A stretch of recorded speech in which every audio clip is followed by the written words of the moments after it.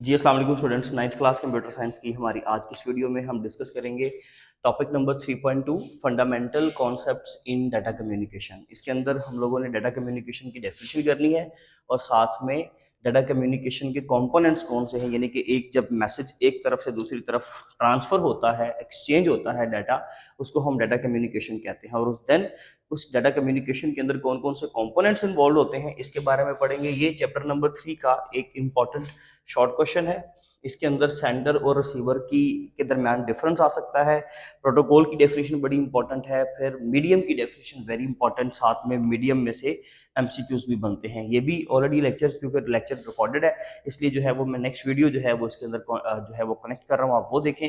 बस इसमें ये याद रखिएगा कि ये जो है चैप्टर नंबर 3 वैसे तो लॉन्ग क्वेश्चन के लिए शामिल है, लेकिन ये टॉपिक जो है वो आपने एज एन शॉर्ट करना है, शॉर्ट के तौर पर उसकी तैयारी करें। डाटा कम्युनिकेशन की डेफिनेशन, कंपोनेंट्स के सारे नाम, सेंडर रिसीवर के दरमियान difference, protocol and then medium, ये आप लोगों ने सारा काम जो है वो शॉर्ट क्वेश्चन के तौर पर तैयार करना है। नाइन्थ क्लास कंप्यूटर साइंस का हमारा जो आज का टॉपिक होगा फंडामेंटल कॉन्सेप्ट्स इन डाटा कम्युनिकेशन, और फिर हम उसके कंपोनेंट्स पढ़ेंगे डाटा कम्युनिकेशन के।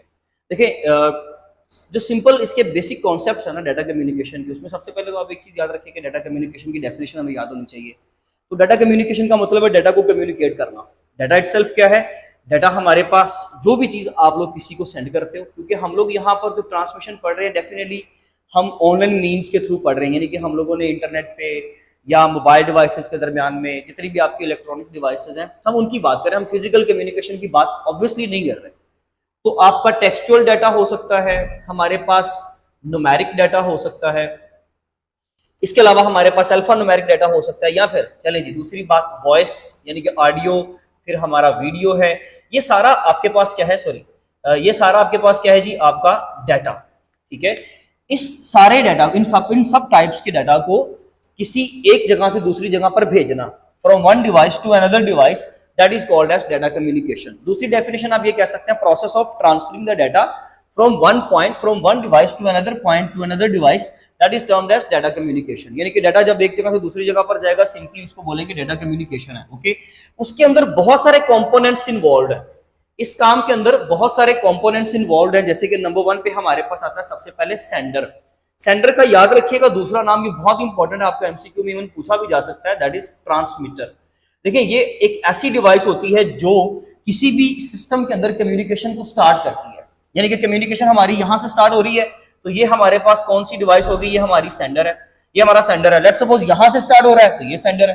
तो ये बिल्कुल भी जरूरी नहीं है कि जी यहाँ पे ये सेंडर आएगा ये रिसीवर आएगा, नो, आप जैसे मर्जी डायग्राम बनाओ, बस आप उसको एक्सप्लेन करेंगे कि सेंडर एक ऐसी डिवाइस जहां से मैसेज निकलता है, कोई भी चीज की कम्युनिकेशन आप स्टार्ट करते हो तो ये ट्रांसमीटर आपका सेंडर, या जहां से आपकी डाटा कम्युनिकेशन जो है वो स्टार्ट हो रही है, जहां से मैसेज शुरू हुआ है, जहां से इनिशियलाइज कर रहे हो आप चीजों को। नंबर 2 पे आता है हमारे पास second component, that is receiver. एक डाटा कम्युनिकेशन, एक पूरी कम्युनिकेशन के अंदर एक तो मशीन होगी जी हमारी सेंडर जो पैगाम को भेजेगी। ठीक है, जैसे कि मैंने अपने किसी दोस्त को, लाहौर में मेरा दोस्त बैठा है, मैंने उसको मैसेज किया तो अपने मोबाइल से, तो मेरा सेलफोन जो है, या मैं खुद जो हूँ उस वक्त सेंडर के तौर पे बिहेव करूंगा, क्योंकि मैंने उसको मैसेज भेजा है, मैंने स्टार्ट किया कम्युनिकेशन। अब वो कम्युनिकेशन कैसे पॉसिबल है वो हमारे इसी चैप्टर के अंदर आने वाले टॉपिक्स में इंशाल्लाह हम डिस्कस करेंगे। अभी सिर्फ हम एक सिंपल सा टॉपिक है जो कंपोनेंट्स की जस्ट इंट्रोडक्शन उनका ले रहे हैं, इसलिए मैं ज्यादा डिटेल में जाना नहीं चाहूंगा। नंबर 2 पे आता है रिसीवर, जिसके लिए वर्ड याद रखिएगा, इसको कहते हैं सिंक। देखिए रिसीवर या सिंक का मतलब होता है कि जी वो डिवाइस जो आपका मैसेज जो सेंडर ने भेजा है उसको रिसीव करेगा। और इसके बारे में एक चीज बड़ी इंपॉर्टेंट होती है, कहते हैं कि ये it must be capable to receive the message. ये एक ऐसी डिवाइस होनी चाहिए जो सेंडर से मैसेज को रिसीव कर सके, इस काबिल होनी चाहिए, उसको बोलते हैं रिसीवर, जो पैगाम को रिसीव करेगा अपने एंड पे। नंबर 3 पे आता है मैसेज, और मैसेज क्या होता है जी, जो डाटा आपने भेजा, जो भी डाटा आपने भेजा उस मैसेज को फर्दर 2 हिस्सों में तकसीम किया जाता है। एक उस मैसेज का हेडर, ठीक है जी, और एक उस मैसेज का अपना कंटेंट, यानी कि जो कंटेंट आपने उसके अंदर लिखा है, जो डाटा आपने लिखा, मैंने अपने दोस्त को लिखा हाउ आर यू, तो ये मेरा कंटेंट है। और एक्चुअल जो कंटेंट होता है आपके मैसेज का, हम उसको बोलते हैं कम्युनिकेशन में पेलोड।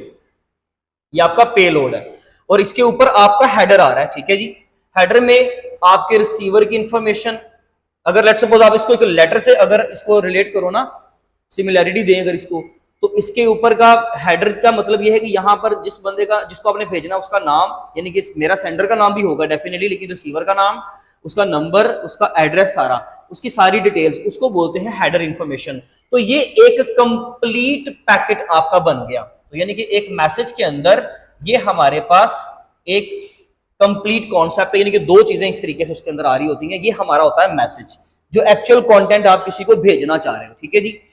नंबर 4 पे आता है प्रोटोकॉल, जिसको हम बाद में डिस्कस करेंगे। पहले हम देखेंगे मीडियम। मीडियम वो पाथ, वो ट्रैक, वो चीज के जिसकी हेल्प से, जिसकी वजह से ये दोनों बॉडीज आपस में कनेक्टेड है। जैसे कि हमारे पास ये एक ईथरनेट वायर है, हमारी बुक के अकॉर्डिंगली वो कहता है कि ये लेट सपोज आप एक ईथरनेट वायर की एग्जांपल ले लो, या हमारे पास ये वायरलेस है, मींस के ये वाईफाई है, यानी कि सिग्नल्स है। तो दो डिवाइसेस आपस में जिस चीज की वजह से भी आपस में कनेक्टेड है, that is called as medium, जिसके लिए 2-3 वर्ड आपने याद रखने हैं, ट्रांसमिशन मीडियम, कम्युनिकेशन मीडियम, या सिंपल मीडियम भी उसको कहा जा सकता है। एक ऐसा पाथ कि जिसकी हेल्प से दो डिवाइसेस आपस में जुड़ी हुई हैं, और जब ये डिवाइसेस आपस में जुड़ जाएंगे तो हम बोलेंगे इट्स अ नेटवर्क, जो कि हमारा चैप्टर है जो हम पढ़ रहे हैं।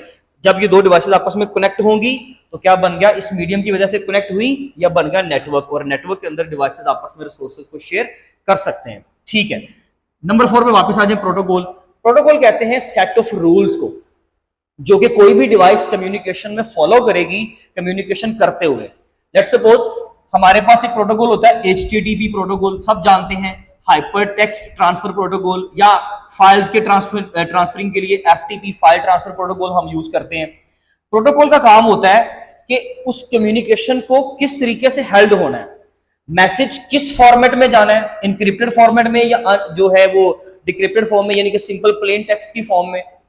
इसके अलावा उसका वेट कितना होना चाहिए, कितनी कैपेसिटी हो सकती है, कितना कंटेंट उसके अंदर हो सकता है, ये सिंपल रूल्स हैं, मैं आपको जस्ट एग्जांपल दे रहा हूं। तो ये प्रोटोकॉल डिसाइड करता है कि उस कम्युनिकेशन के रूल्स एंड रेगुलेशंस को, कि उस मैसेज को किस फॉर्मेट में जाके आगे डिलीवर होना है। जैसे कि HTTP प्रोटोकॉल का ही काम होता है कि जब आप यहां पर लिखोगे ना, लेट्स सपोज आप सेंडर वाली डिवाइस पे लिख रहे हो www.facebook.com, तो आपने ये एक एड्रेस दिया, आपने यूआरएल एड्रेस लिखा, उसी वक्त सेंडर से जहां पर भी ये फेसबुक की वेबसाइट इंस्टॉल्ड है, एग्जैक्टली उस मैसेज, उस कंप्यूटर को मैसेज जाएगा, उसके पास एक रिक्वेस्ट जाएगी और वो रिस्पॉन्स बैक भेजेगा। ये सारा काम आपका, वो जो रिस्पॉन्स बैक भेजेगा, और हमें इसके रिस्पॉन्स बैक में हम इसको HTTP रिक्वेस्ट भी कहते हैं। ये जो हम वेब पे एड्रेस भेजते हैं ना, रिक्वेस्ट भेजते हैं, उसको HTTP रिक्वेस्ट कहते हैं, और ये हमारा HTTP रिस्पॉन्स है, ठीक है, जो हमने गेट किया उस रिसीवर से। जब हमें मैसेज दोबारा वो रिस्पॉन्स मिलेगा तो इसकी वेबसाइट हमारे उसके ऊपर ओपन हो जाएगी, सिस्टम के ऊपर। चाहे ये 1 सेकंड में काम हुआ है, लेकिन एक्चुअली फ्लो यही है। तो हमें वो जब वेब पेज मिलेगा तो वो किसकी वजह से मिला है, HTTP की वजह से। इसी प्रोटोकॉल ने रिक्वेस्ट भिजवाई, उसी ने चीजों को अलाइन करके हमारी स्क्रीन के ऊपर चीजों को दिखाया। इन शॉर्ट कि ये उस कम्युनिकेशन के रूल्स एंड रेगुलेशंस को डिस्कस कर रहा होता है। ये काम होता है आपके प्रोटोकॉल का। And these are the 5 components of data communication. Hope so आपको समझ आ गया होगा। आप इसका स्क्रीनशॉट भी ले सकते हैं ताकि आपके नोट्स में आपको ये हेल्प करे। इंशाल्लाह अब मिलेंगे हम अपनी नेक्स्ट वीडियो में, तब तक अपना बहुत ख्याल रखें। Thank you so much. Allah Hafiz.